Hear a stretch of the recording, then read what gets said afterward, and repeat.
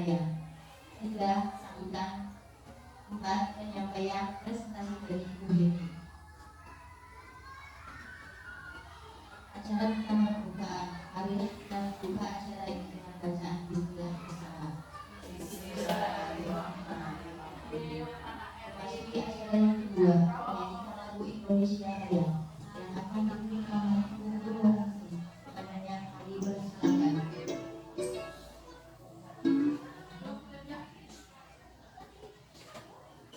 Acara yang ketiga Ibu dari kepala bidang Madinah yang akan disampaikan oleh Ibu Herawati SPD Audi. Kepadanya kami persilakan.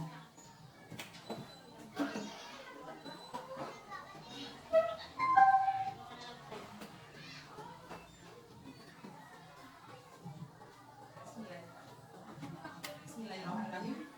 Assalamualaikum warahmatullahi wabarakatuh. Waalaikumsalam warahmatullahi wabarakatuh. Bismillah, alhamdulillah, yang pertama kita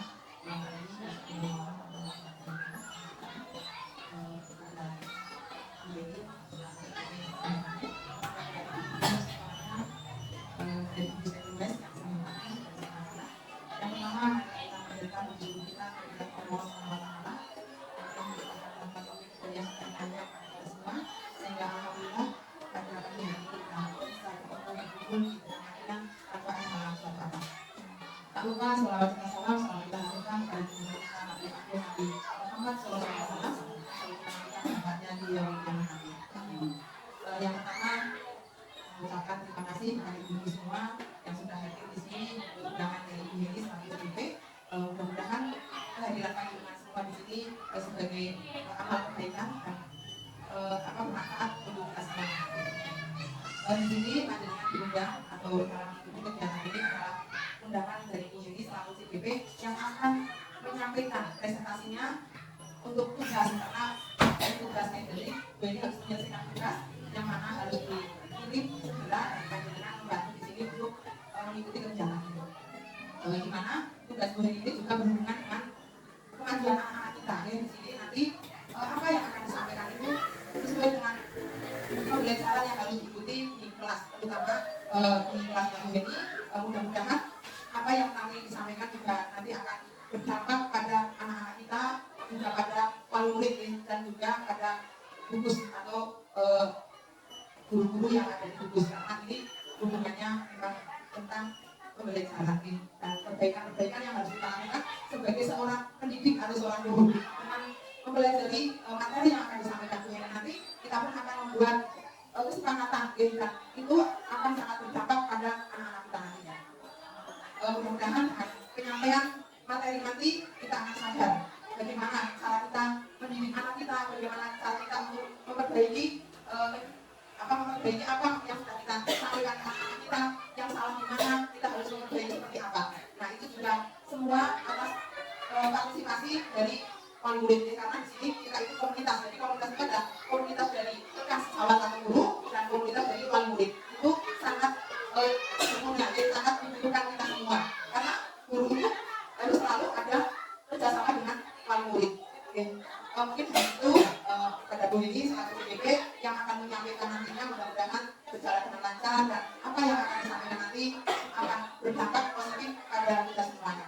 Mungkin hanya itu yang bisa saya sampaikan. Mohon maaf apabila ada kekurangan, kesalahan. Saya akhiri. Wassalamualaikum warahmatullahi wabarakatuh.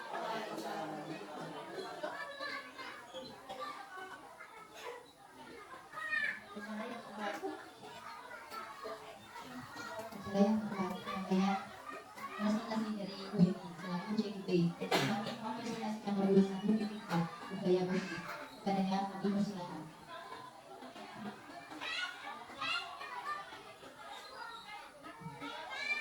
Assalamualaikum warahmatullahi wabarakatuh. Pada ibu kepala sekolah, ibu kami SD AUD, pada teman-teman guru satu gugus yaitu gugus reguler yang saya banggakan dan yang saya hormati pula. Dan saya sebagai calon guru penggerak angkatan ke-11 mengucapkan banyak sekali terima kasih pada ibu-ibu semuanya yang telah bersedia menyempatkan waktunya pada hari ini, di mana saya memiliki tugas yaitu untuk melakukan pembahasan pada modul 1.4 tentang budaya positif ya.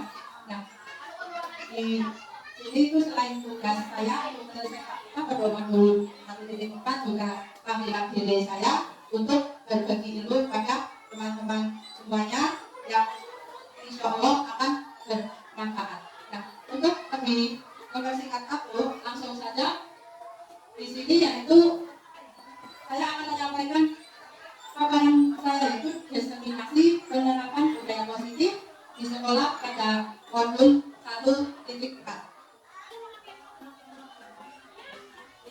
Budaya positif pada modul 1.4 terdiri dari 6 topik, yaitu yang pertama yaitu disiplin positif dan nilai-nilai kebajikan universal, teori motivasi, hubungan dan penghargaan restitusi, yang ketiga keyakinan kelas, yang keempat kebutuhan dasar manusia, yang kelima restitusi 5 posisi kontrol, yang keenam restitusi segitiga restitusi.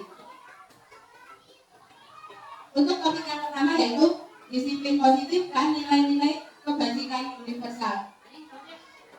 Nah, untuk makna disiplin itu sendiri yaitu menciptakan lingkungan yang positif.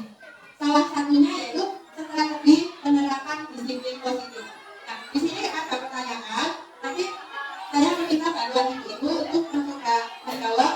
Nah, pertanyaannya itu bagaimana kita berperilaku, mengapa kita melakukan segala sesuatu, atau ada dorongan yang lain. Monggo, siapa yang mencoba menjawab?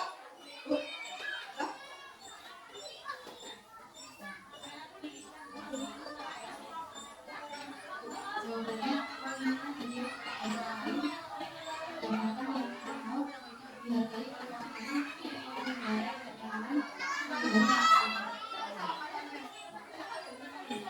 Terima kasih Bu Maria telah membantu saya untuk menjawab pertanyaan bagaimana kita berperilaku, mengapa kita melakukan segala sesuatu, atau ada dorongan yang lain. Nah, di sini memang kita sendiri ya, kita itu memang dalam berperilaku karena kita mengharapkan sesuatu. Makanya kita mengharapkan ini pada ini selain itu.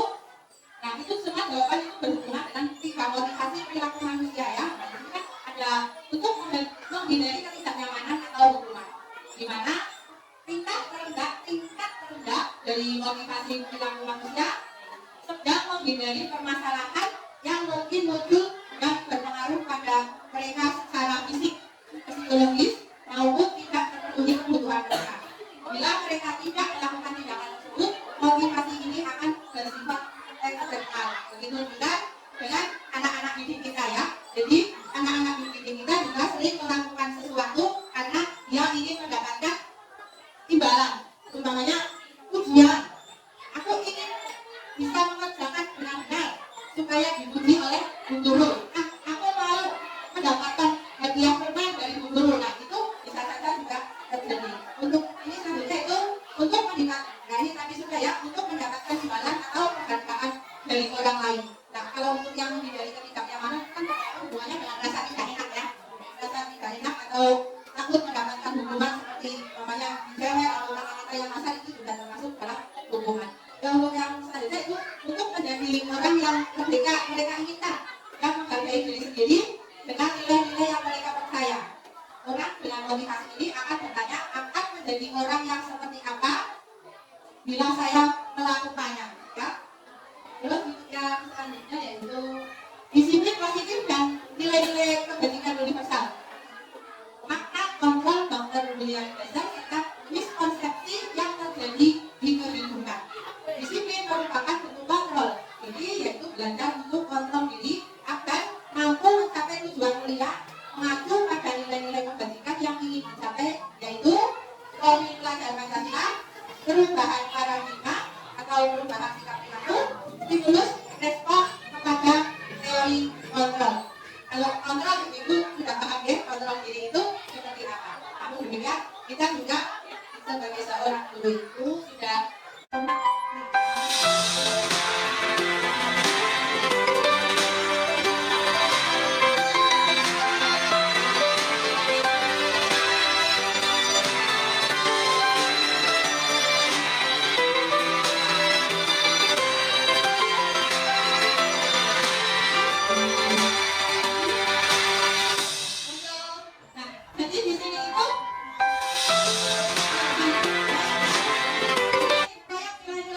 ingat jadi semuanya di sini adalah merupakan hal-hal yang baik yang kita terapkan pada anak didik kita. Untuk yang selanjutnya yaitu topik 2. Tapi sebelum kita masuk ke topik 2, kita bernyanyi dulu sebentar ya. Nyanyinya, yuk maka semuanya untuk berdiri. Ya, tangan dipinggang ya. Yuk, mana? Tangan dipinggang, gembira-gembira, bertepuk tangan kita, bergembira-gembira, berputar-putar, berkeliling-keliling, asal jangan kepala menjadi pusing. Ya, cukup kami persilakan dulu kembali untuk refresh ke depan ya. Nah, sekarang kita lanjut ke topik 2.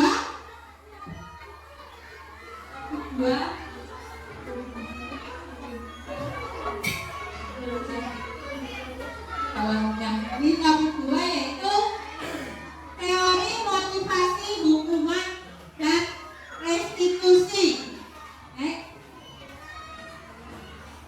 Untuk hukuman, konsekuensi, dan restitusi. Untuk restitusi sendiri itu adalah proses menciptakan kondisi bagi murid untuk memperbaiki kesalahan mereka sehingga mereka bisa kembali pada kelompok mereka dengan karakter yang lebih kuat. Yang selanjutnya itu restitusi juga merupakan proses kolaboratif yang mengajarkan murid untuk mencari solusi untuk masalah yang mereka dan membantu murid untuk berpikir tentang orang seperti apa yang mereka inginkan dan bagaimana mereka harus memperlakukan orang lain. Nah, untuk restitusi itu sendiri saya minta bantuan pada ibu-ibu, mungkin bisa mencoba untuk menjawab untuk perbedaan antara hukuman dan konsekuensi.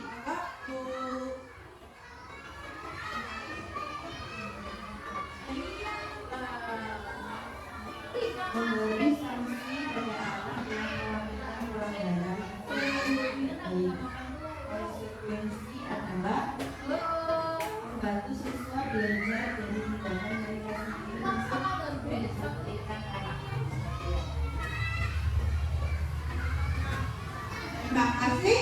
Itu adalah perbedaan antara hukuman dan konsekuensi, di mana hukuman itu sendiri adalah sesuatu yang tidak baik yang akan membekas pada diri anak untuk dalam jangka waktu yang panjang ya.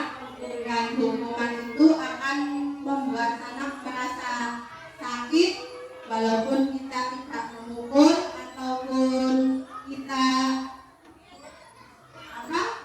jadi intinya itu bahwa hukuman itu akan menimbulkan rasa sakit baik fisik ataupun psikis. Untuk konsekuensi itu sendiri biasanya itu anak itu melanggar sesuatu karena sudah adanya aturan. Jadi tujuannya itu untuk mendisiplinkan anak. Nah, di sini adalah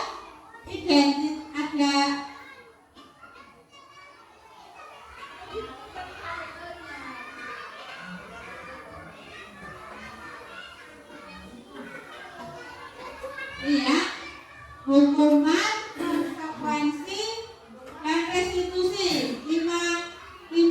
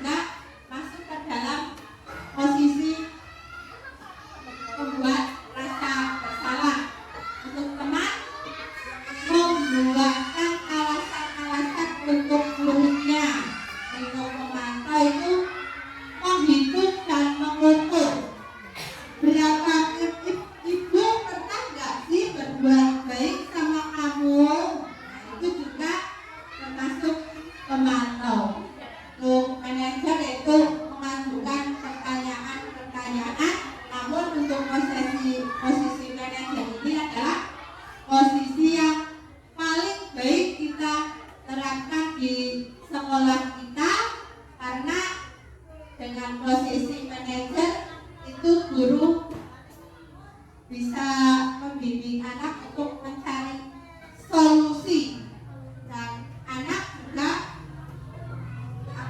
guru dan anak itu bekerja sama dalam mencari solusi. Untuk guru berkata itu, kalau kamu tidak melakukan, awas ya, rasakan.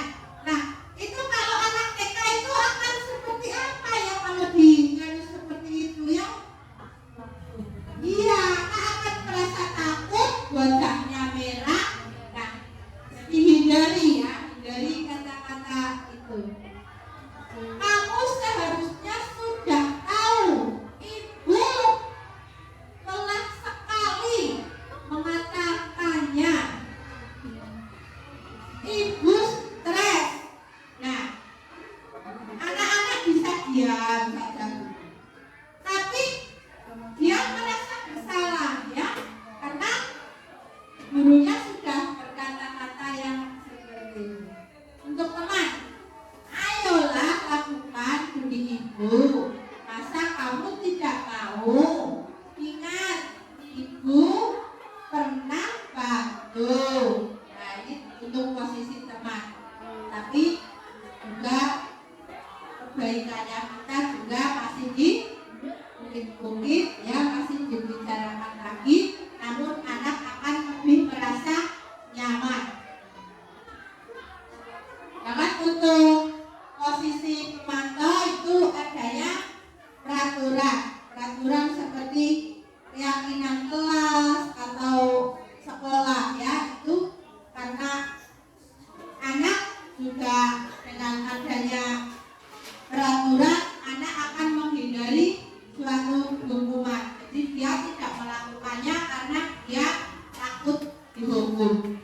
Untuk manajer, apa yang kita yakini, apa yang bisa kita kerjakan untuk memperbaiki masalah ini. Nah, jadi guru meminta anak untuk mencari solusi, ya, mencari solusi sendiri.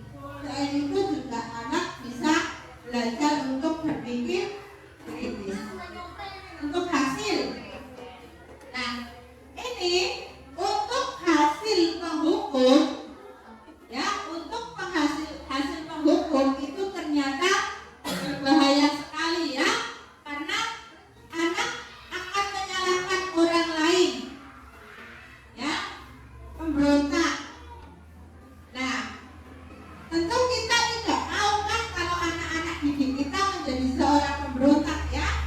Nah, jadi untuk menghukum itu sebaiknya kita tidak usah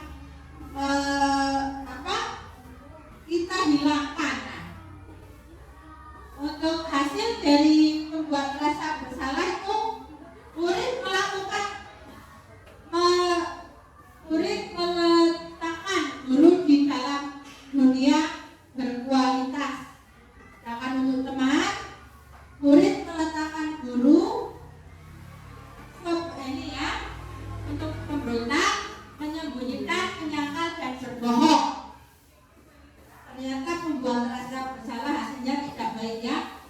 Itu menyembunyikan, menyangkal, berbohong, itu berbahaya. Untuk teman, ketergantungan. Kalau gurunya berhenti, berarti anaknya tidak berbuat baik lagi. Pemantau menyelesaikan diri bila diawasi.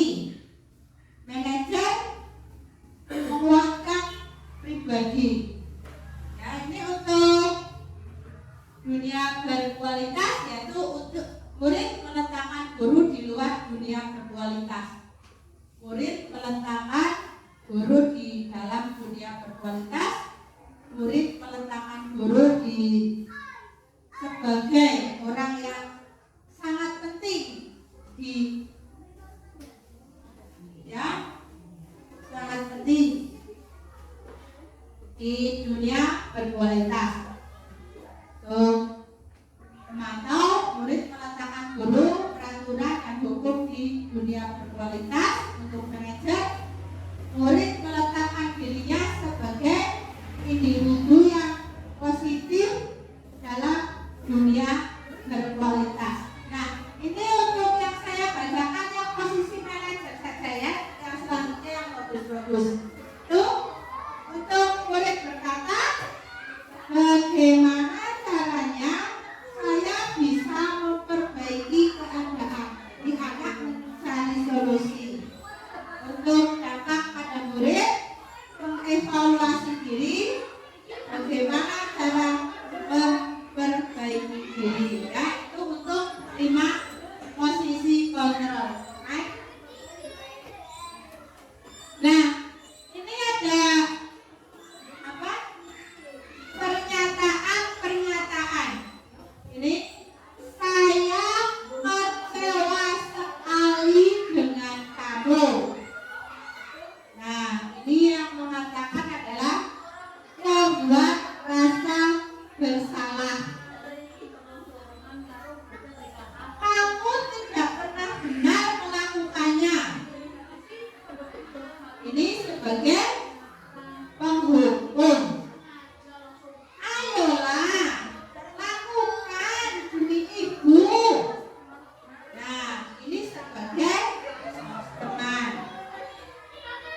Apakah kamu mau mendapatkan stiker bintang hari ini? Pemantau.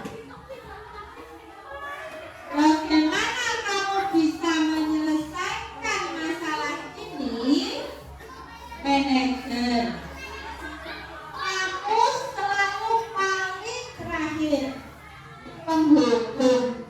Nah, jadi kita jangan sampai salah pada anak didik kita yang selalu mengerjakan tugas selesainya paling terakhir ya. Kamu selalu paling terakhir.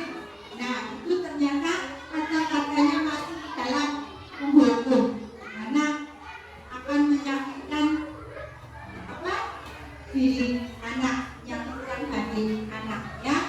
Nah, terus itu kita itu sebisa mungkin ya bersikaplah sebagai manajer, karena dilakukan bersikap sebagai manajer itu rasa percaya diri anak akan tumbuh, terus keberanian anak akan tumbuh, anak tidak akan tergantung kepada orang lain.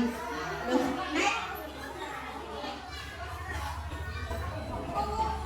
dihukum oleh penghargaan. Menurut Alfikun mengungkapkan baik penghargaan maupun hukuman adalah cara-cara mengontrol perilaku. Seseorang yang menghancurkan potensi untuk pembelajaran yang sesungguhnya, menurutku secara ideal tindakan belajar itu sendiri adalah penghargaan yang sesungguhnya ya.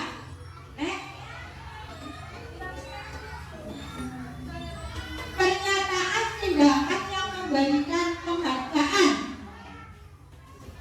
yang antara lain yaitu pengaruh jangka panjang dan jangka pendek. Nah, itu juga berhubungan dengan yang di atas tadi. Untuk pengaruh jangka panjang dan jangka pendek itu bila anak itu melakukan sesuatu karena ingin mendapatkan hadiah, ingin mendapatkan ujian. Nah, itu walaupun anak melakukannya dengan benar, namun itu masuk ke dalam jangka pendek, karena bila tidak ada yang memberikan hadiah lagi, tidak ada yang memberikan ujian lagi, maka anak akan berhenti melakukannya.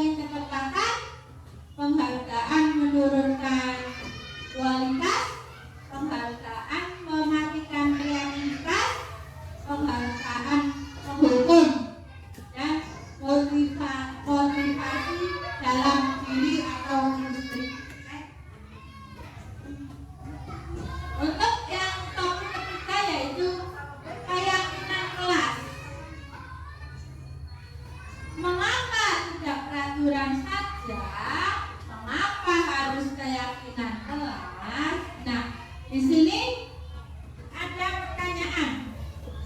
Mengapa kita memiliki peraturan harus menggunakan helm bila mengendarai kendaraan roda 2? Nah, ini pernyataan pertanyaan mudah, mungkin ada yang bisa membantu saya? Ya, terima kasih Bu.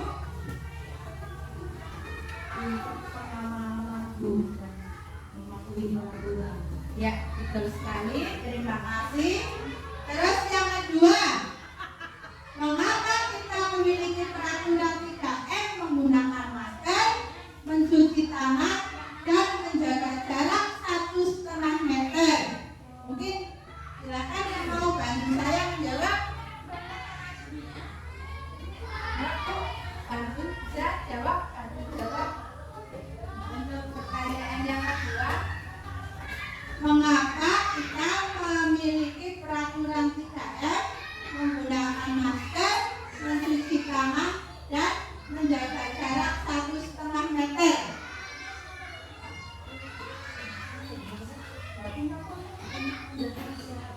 Ya, untuk menjaga kesehatan.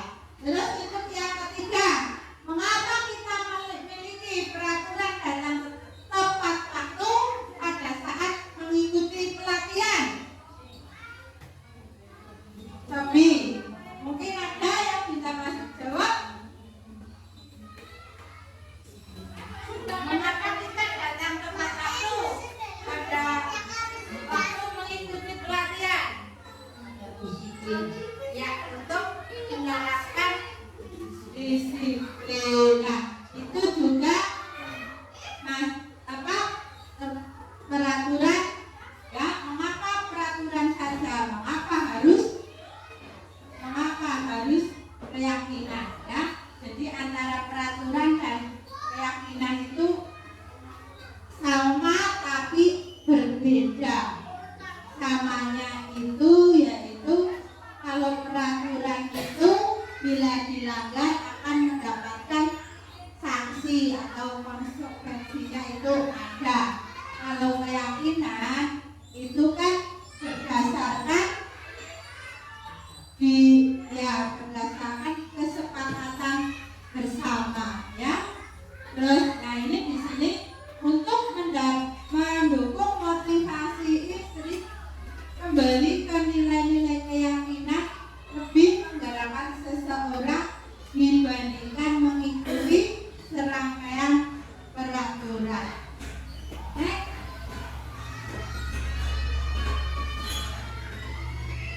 Nah, ini pembentukan keyakinan, ya, untuk pembentukan keyakinan sekolah, ya, atau kelas. Yang pertama yaitu keyakinan kelas bersifat lebih abstrak daripada peraturan yang lebih rinci dan konkret. Yang kedua, keyakinan kelas berupa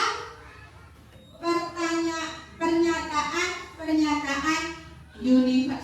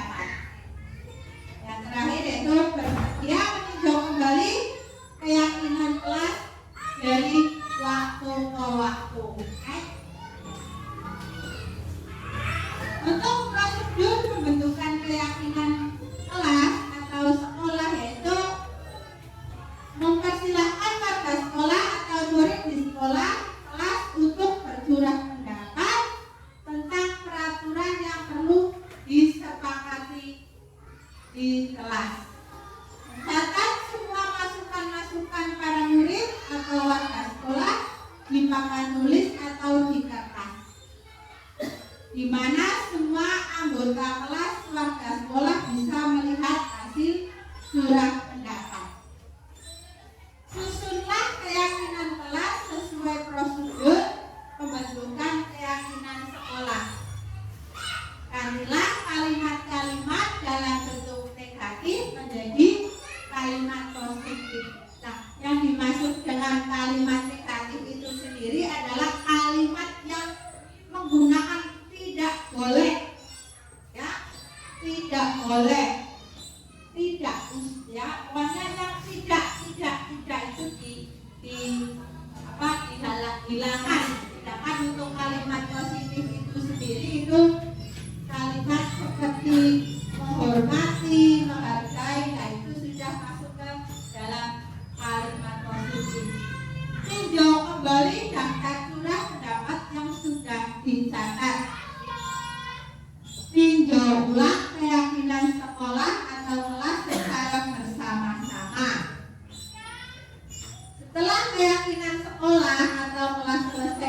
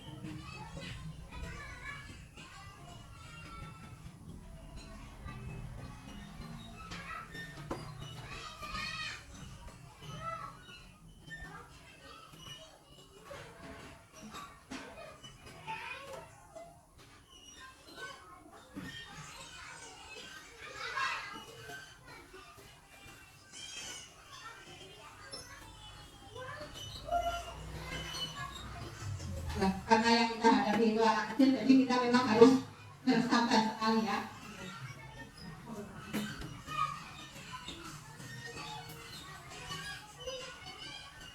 Nah, setelah kita kegiatan keyakinan kelas ini selesai, nah kalau di sini saya sendiri lah, baru kita mulai masuk ke kegiatan inti ya. Nah, jadi setelah itu juga kita juga harus melakukan refleksi ya, refleksi mana yang akan kita terapkan di kelas kita. Nah, next untuk topik, oh ya, ini sebelum ini untuk keyakinan kelas itu sendiri. Setelah itu juga karena anak-anak kan belum bisa menulis ya. Kalau untuk SD atau SMP itu akan bekerja sama dengan gurunya mendesain untuk keyakinan kelas yang bagus itu seperti apa. Tapi karena di sini itu kita adalah anak-anak, jadi yang mendesain itu adalah gurunya, keyakinan kelasnya. Terus kita anak-anak untuk tanda tangan itu dengan coretan ya, karena anak-anak itu kan belum bisa tanda tangan dengan yang bagus, jadi kita tinggal minta anak atau dengan ini cap jempol ya. Nah, selanjutnya yaitu topik yang keempat, yaitu kebutuhan dasar manusia dan dunia berkualitas. Apa kita mau break dulu apa ini? Let's break dulu sebentar, mungkin ada yang mau apa menyumbangkan suatu apa?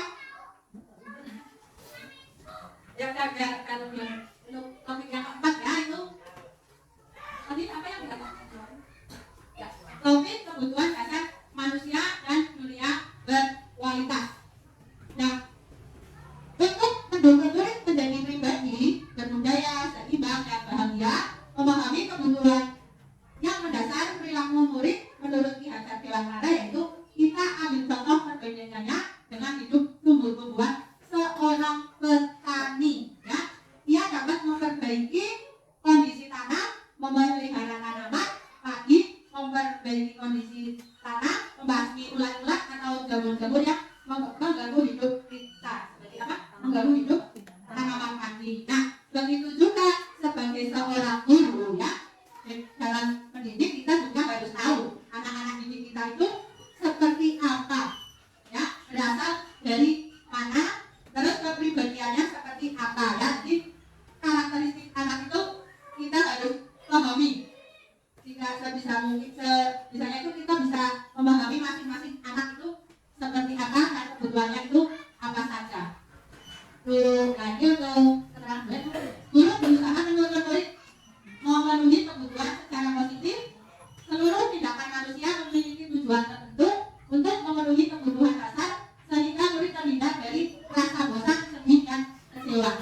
Perilaku buruk dapat timbul dari kurangnya kebutuhan dasar manusia, yang mana manusia ya, yang mana murid tidak tahu cara mengungkapkannya. Jadi berbeda kita sebagai orang dewasa ya. Kalau orang dewasa itu kita berbuat apa itu tahu, tapi jika seorang murid itu belum tahu bagaimana cara mengungkapkannya.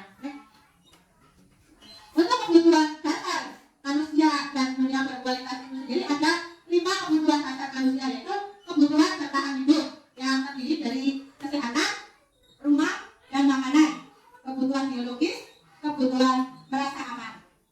Terus yang kedua, kasih sayang dan merasa diterima, yaitu teman, rekan kerja, kelompok diterima.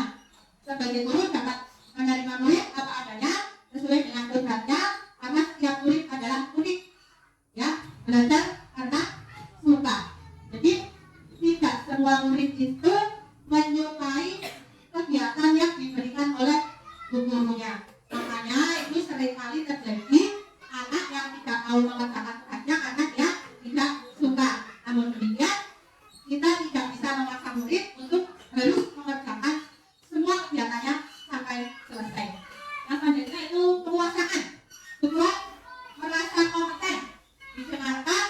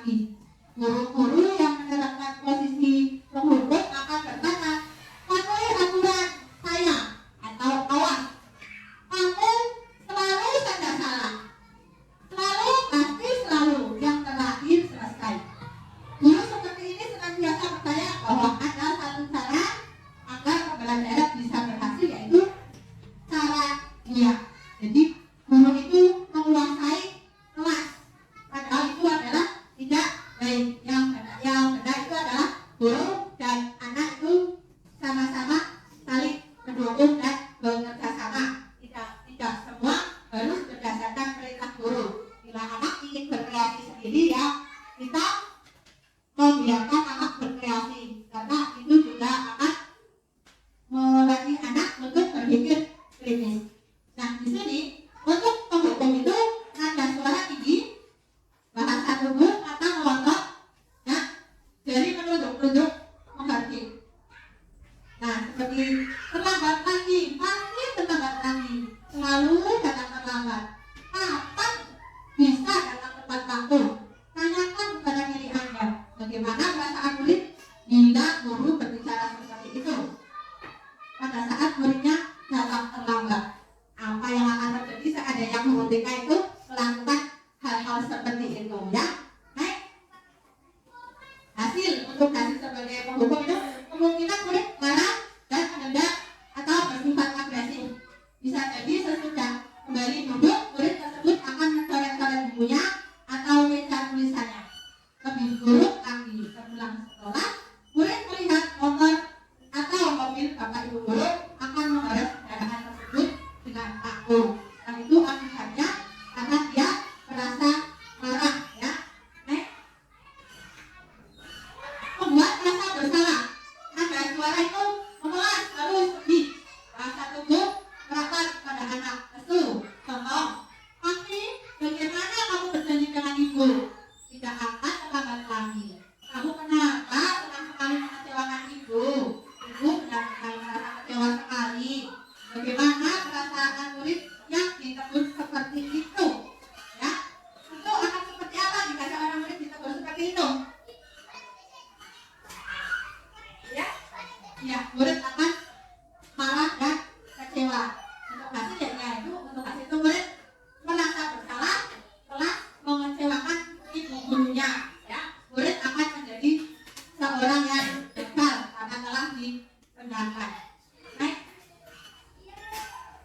Guru di posisi teman. Nah, ini guru sebagai teman, ya, posisi teman. Menggunakan hubungan baik dan humor untuk mempengaruhi seseorang. Mereka berkata, ayo bantulah ibu ya. Ayo ingat bantuan ibu selama ini. Ayo sudah kali ini tidak apa nanti ibu bereskan. Jadi kata-kata tersebut ini bila suatu saat guru tidak membantu, maka murid akan berkata, saya kira kamu adalah temanku. Hasil murid akan merasa senang dan akrab dengan guru. Itu posisi teman. Namun demikian pada posisi teman itu bila kita tidak melakukan hal-hal baik bersama dengan teman anak-anak tadi, maka murid akan berhenti dengan sendirinya, ya. Jadi dia tidak akan melakukannya karena merasa dia sudah tidak mendapatkan perhatian lagi dari guru. Pemantau. Nah, di sini untuk pertanyaan yang dilakukan sebagai seorang pemantau yaitu peraturan apa? Apa yang telah kita lakukan?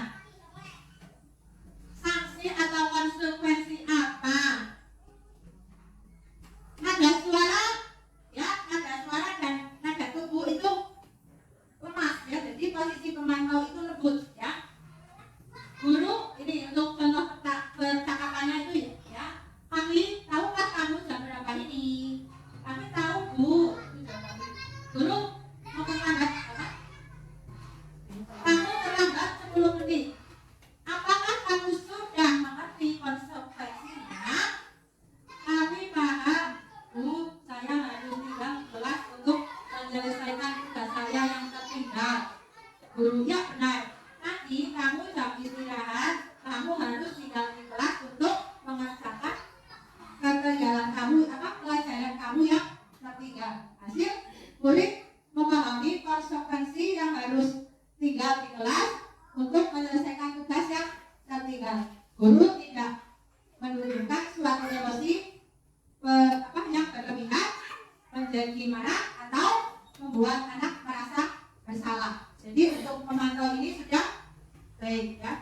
Namun demikian itu belum yang terbaik. Tapi ini kata yang sering kita lakukan yaitu pada posisi teman dan posisi pemantau. Jadi kalau pemantau itu guru melakukannya itu berdasarkan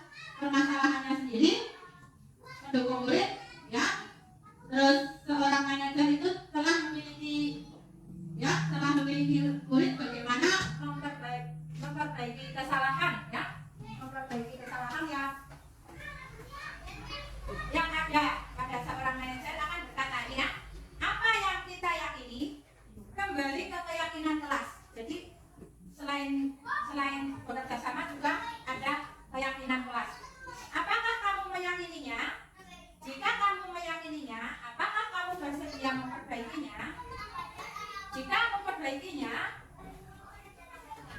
hal menunjukkan apa tentang dirimu, apa rencana kamu untuk memperbaiki hal ini. Terus yang next, untuk posisi manajer yaitu posisi terakhir, ya.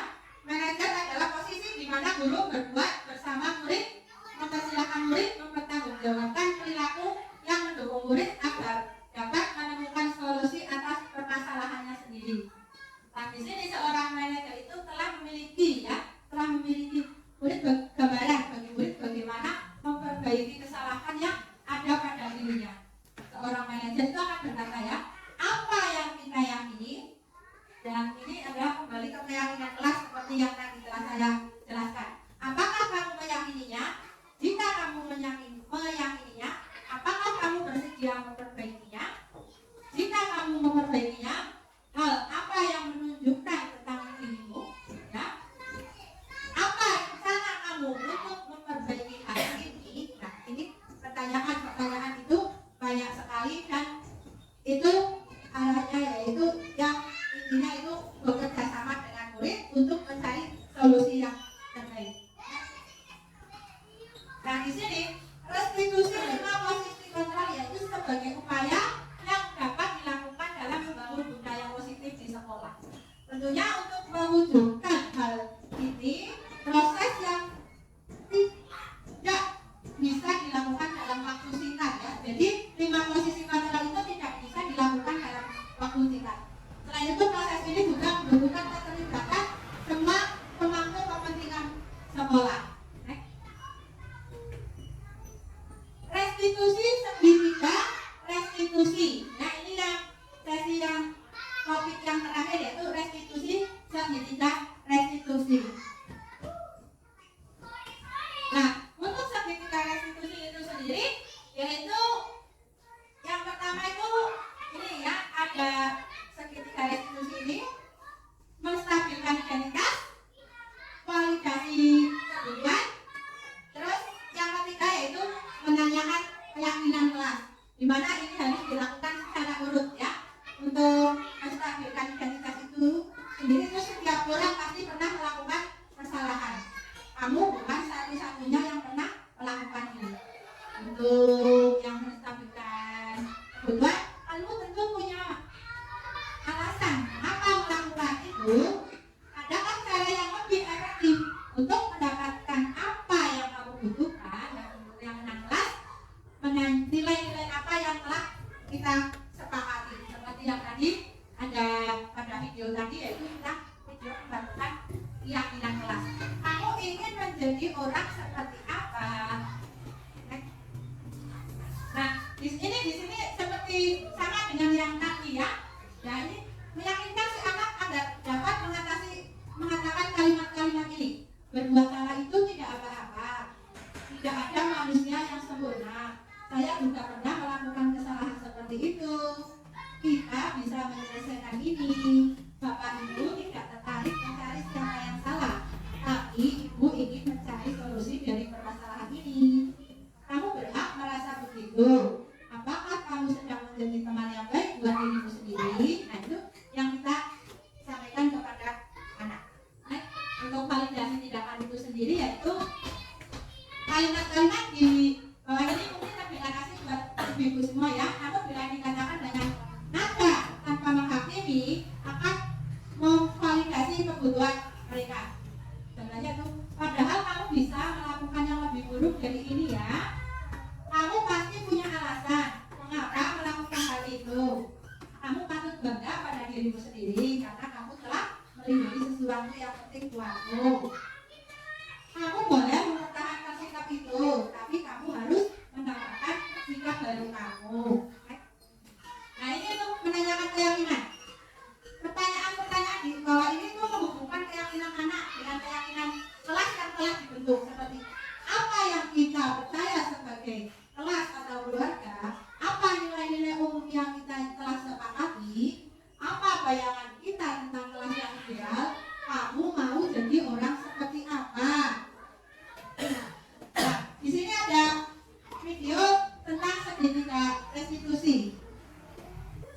Nah, ini apa ini menvalidasi tindakan atau permasalahan ini untuk penyelesaiannya ya, penyelesaian dari kasus yang telah ada.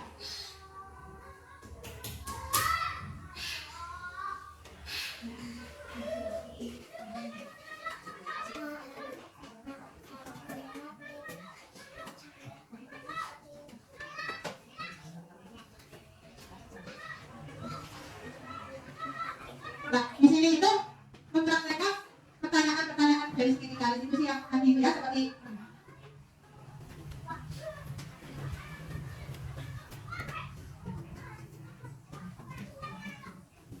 berarti suaranya tidak terdengar ya, Bu ya?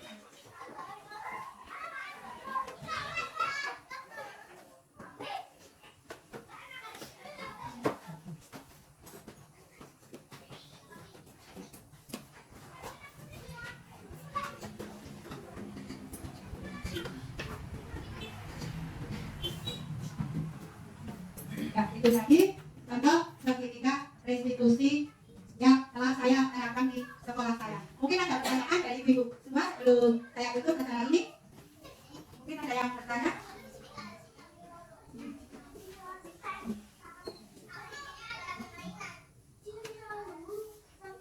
Apakah dalam membuat keyakinan kelas harus melalui diskusi? Ya, terima kasih untuk pertanyaannya. Saya langsung jawab ada ya pertanyaannya. Terima kasih Bu Amina telah memberikan pertanyaan. Jadi begini ya Bu, bahwa dalam keyakinan kelas itu memang melalui diskusi karena kita itu ada di TK itu keyakinan cara membuat keyakinan kelasnya itu kan berbeda dengan di SD. Untuk di TK itu kenapa melalui diskusi karena anak TK itu belum bisa baca tulis. Jadi melalui proses diskusi. Tapi bila anak itu sudah SD atau SMP atau tingkat yang lebih tinggi itu melalui menulis. Jadi anak menulis terus nanti dipilih oleh gurunya.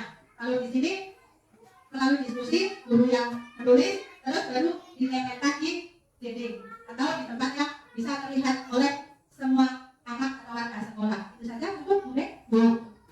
Untuk yang ada pertanyaan lagi?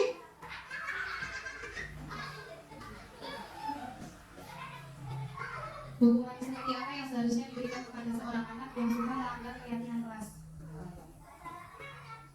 Terima kasih Bu untuk pertanyaan yang kedua, yaitu hukuman seperti apa yang kita berikan kepada anak yang melanggar keyakinan kelas. Jadi kalau sudah keyakinan kelas itu namanya sudah bukan hukuman lagi ya, karena itu keyakinan kelas. Nah, itu sesuai kesepakatannya. Misalnya kita tidak makan di dalam kelas itu masuk dalam menghargai teman ya, karena temannya tidak makan jadi dia makan. Nah, untuk hukumannya atau konsekuensinya itu misalnya itu kan sudah berdasarkan kesepakatan. Bila tidak dilakukan kelas maka dia akan memberikan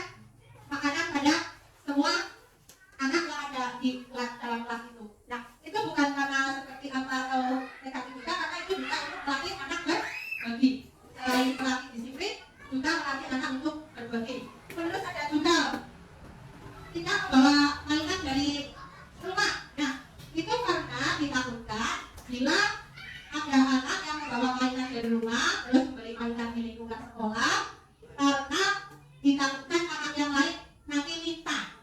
Ya, kadang-kadang kan ada mainannya bagus dari rumah, saya bawa, padahal mainan itu harganya mahal. Nah, itu ditakutkan nanti anak yang lain minta sampai nangis-nangis. Nah, itu malah akan malah kita yang akan terbebani. Jadi lebih baik ya tidak membawa mainan dari rumah. Cukup. Ya, terima kasih untuk ibu semua telah berkenan untuk mudah-mudahan saja apa yang saya sampaikan itu bermanfaat bagi ibu semua dan bisa diterapkan di sekolah masing-masing. Karena kita di sini sama-sama belajar, saya sudah belajar dan ibu-ibu juga ikut belajar.